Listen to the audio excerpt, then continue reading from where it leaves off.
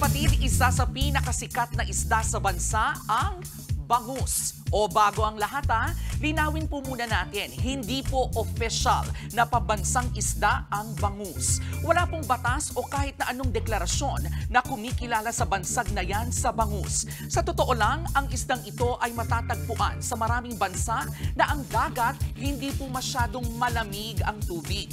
Pero sabi sa ilang tala, tayo naman ang nagpasimula ng aquaculture o yung pagpa-farm ng mga ito around 1,800 years ago pa. Tapos, naituro na lang sa mga kalapit nating bansa sa Asia. In fairness, Pinoy Pride.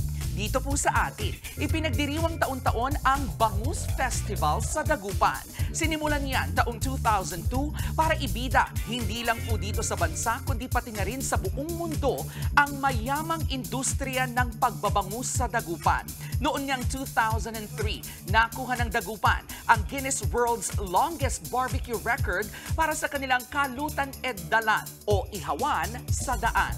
Mahigit 10,000 piraso ng bangus ang inihaw sa isang ihawan na umabot sa mahigit 1,000 metro.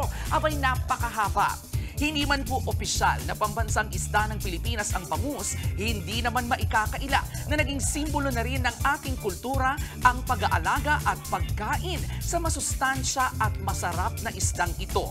Patunay po ito sa kung papaano tayong mga Pilipino likas ang pagpapahalaga sa palagi nating paalala na ang K-alaman ay K-yamanan. K-okay. Mga kapatid, ito po ang inyong K-Alaman Queen, Kalad Karen. Always remember na ang K-Alaman ay K-Yamanan. Kaya para sa latest showbiz news at dagdag impormasyon, mag-follow at mag-subscribe sa social media pages ng News 5. K-Okay.